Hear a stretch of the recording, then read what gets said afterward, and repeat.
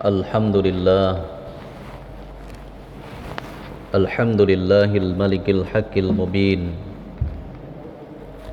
Allazi habana bil imani wal yaqin. Ashhadu an la ilaha illallah wahdahu la syarikalah, wa ashhadu anna Muhammadan abduhu wa rasuluh. Allahumma salli wa sallim ala sayyidina Muhammad, khatamil anbiya'i wal mursalin, wa ala alihi at-tayyibin wa ashabihil akhyari ajmain. Amma ba'd, faya ibadallah, usikum wa iyaya bitaqwallah, faqad fazal muttaqun. Qala Allah Ta'ala fi kitabihil karim, a'udzu billahi minasy syaithanir rajim. Bismillahirrahmanirrahim. Ya ayyuhallazina amanuttaqullaha haqqa tuqatih wa la tamutunna illa wa antum muslimun. Ma'asyiral muslimin, para jamaah Jumat yang dimuliakan Allah Subhanahu wa ta'ala.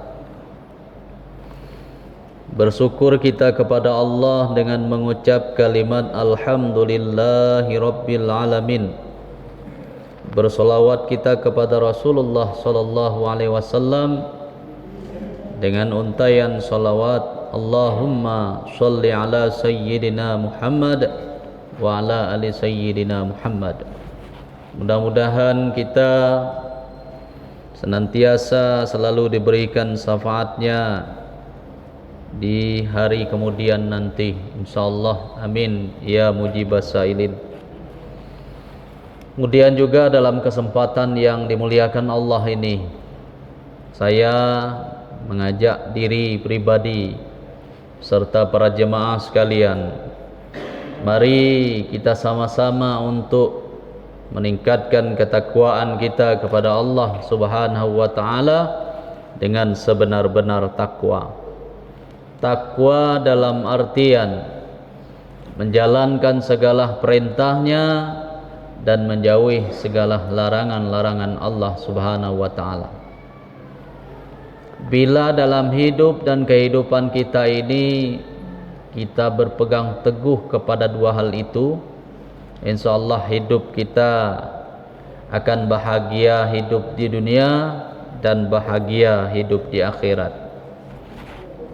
Ma'asyiral muslimin, para jamaah Jumat yang dimuliakan Allah, hari ini kita sudah berada pada tanggal 17 Zulkaidah tahun 1443 Hijriah, atau bertepatan juga dengan tanggal 17 Juni 2022. Insyaallah bulan depan kita sudah memasuki bulan Zulhijjah, atau kita kenal dengan bulan haji, di mana umat Islam umumnya menunaikan rukun Islam yang kelima, yaitu ibadah haji ke Baitullah.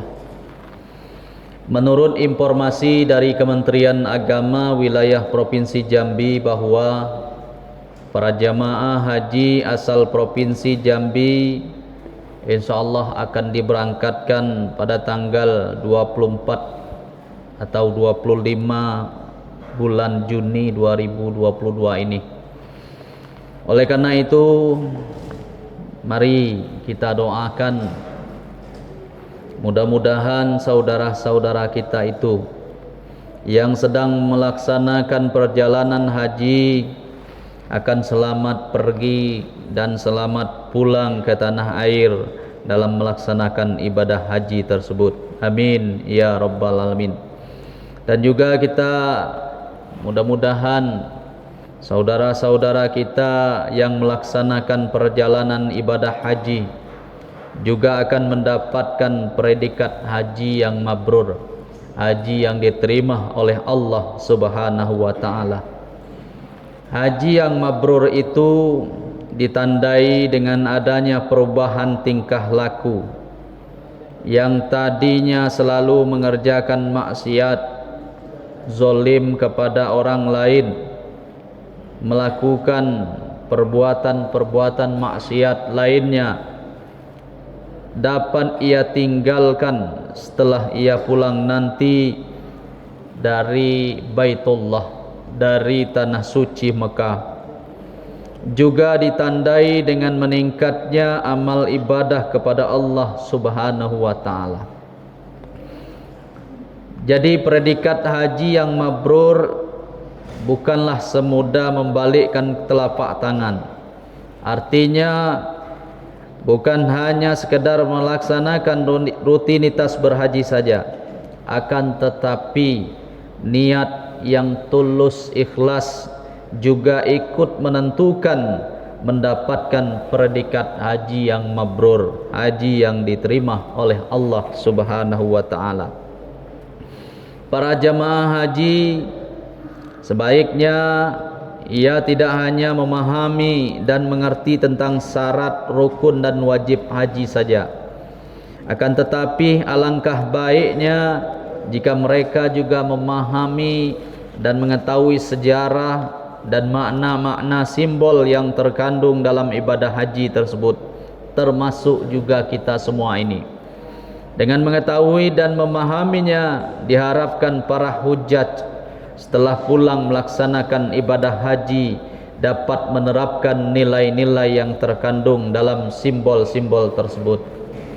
Di antaranya yang pertama, ketika orang berhaji itu dia memakai pakaian ihram. Memakai pakaian ihram merupakan salah satu rukun haji. Setiap orang yang ingin melaksanakan ibadah harus memakai kain ihram yang terdiri dari 2 lembar kain putih tanpa jahitan.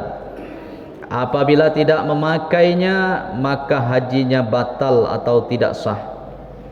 Sama ketika kita menghadapi kematian, maka orang-orang hidup juga akan membungkus kita dengan kain yang berwarna putih tanpa jahitan. Jadi sejarah bahasa kata ihram berasal dari kata ahrama yuhrimu ihraman, yang artinya mengharamkan, mengalahkan dan memasuki tanah suci. Oleh karena itu, seorang yang sedang berpakaian ihram dalam melaksanakan haji diharamkan melakukan pelanggaran yang ditentukan oleh Allah dan Rasulnya, seperti merusak tanaman, membunuh binatang, berkelahi dan melakukan tindakan yang dilarang oleh agama. Dengan memahami makna simbol pakaian ihram tersebut, diharapkan juga para hujjaj, orang yang telah menyandang gelar haji nanti, setelah pulang dari tanah suci tidak lagi melakukan larangan-larangan agama. Atau dengan kata lain, para hujjaj seharusnya melarang dan mengharamkan dirinya dari perbuatan yang diharamkan oleh Allah dan Rasulnya, seperti korupsi, suap menyuap, menghina orang, mendustakan orang lain dan sebagainya. Mudah-mudahan para saudara kita yang sudah melaksanakan haji nanti, mereka suci dan selalu memelihara dan menjauhi segala perbuatan maksiat tersebut. Yang kedua, wukuf di Padang Arafah. Padang Arafah itu adalah merupakan gambaran miniatur padang mahsyar, tempat dikumpulkan umat manusia di hari kiamat, sejak dari Nabi Adam hingga umat akhiruz zaman, untuk dimintai pertanggungjawaban mereka kepada semua selama hidup di dunia ini. Oleh karena itu adalah gambaran miniatur, gambaran ketika kita di padang mahsyar nanti. Kemudian yang ketiga, melempar jumroh. Melempar jumroh atau kerikil merupakan salah satu dari 3 wajib haji. Menurut riwayat bahwa ketika Nabi Ibrahim disuruh Allah untuk menyembelih anaknya Ismail, setan selalu menggoda agar Nabi Ibrahim mengurungkan niatnya. Oleh sebab itu Nabi Ibrahim melemparnya dengan batu beberapa kali sehingga setan tersebut lari menjauh. Hikmah yang bisa kita ambil, hikmah yang bisa kita petik dari pelajaran Nabi Ibrahim alaihissalam tersebut di atas, bagi seseorang yang telah melaksanakan ibadah haji hendaknya mampu melemparkan dan membuang sifat-sifat jahat yang dimiliki syaitan seperti berbuat keji dan mungkar. Hadirin para jamaah Jumat yang dimuliakan Allah. Yang keempat adalah sa'i. Sa'i itu adalah lari kecil antara bukit Safa dan Marwah.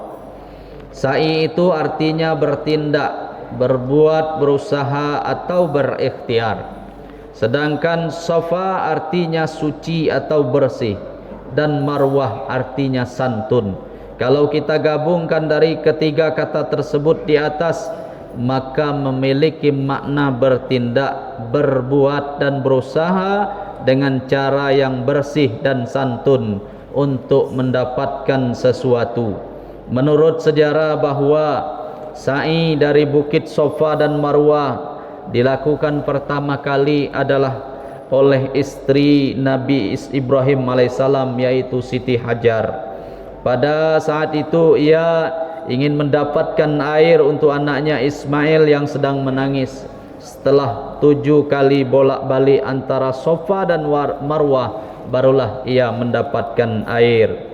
Ma'asyiral muslimin, para jamaah Jumat yang dimuliakan Allah. Inilah simbol-simbol yang terkandung dalam rangkaian ibadah haji. Semoga yang sudah berangkat haji menjadi haji yang mabrur, dan bagi yang belum berangkat haji, semoga diberikan jalan dan kemudahan oleh Allah untuk menunaikan rukun Islam yang kelima ini. Karena kita yakin dan percaya bahwa semua orang ingin sekali menunaikan ibadah haji. Kadang-kadang kita terbatas, ada punya uang tapi kondisi kesehatan yang sangat tidak memungkinkan. Badan sehat tapi kondisi ekonomi kita lemah. Mudah-mudahan Allah senantiasa memberikan kelapangan kepada kita, kesehatan kepada kita, kelapangan dan keluasan rizki kepada kita, sehingga kita dapat melaksanakan ibadah ke tanah suci, yakni ibadah haji yang kita lakukan sebagai rukun Islam yang 5 ini. Demikianlah khutbah yang singkat ini, mudah-mudahan bermanfaat bagi kita semua dan mudah-mudahan dapat kita ambil ibrah atau pelajarannya dari khutbah ini. A'udzubillahi minasyaitonirrajim. Bismillahirrahmanirrahim. Wal asr innal insana lafi khusr illal ladzina amanu wa amilus solihati wa tawasaw bil haqq wa tawasaw bis sabr. Barakallahu li wa lakum fil Qur'anil azim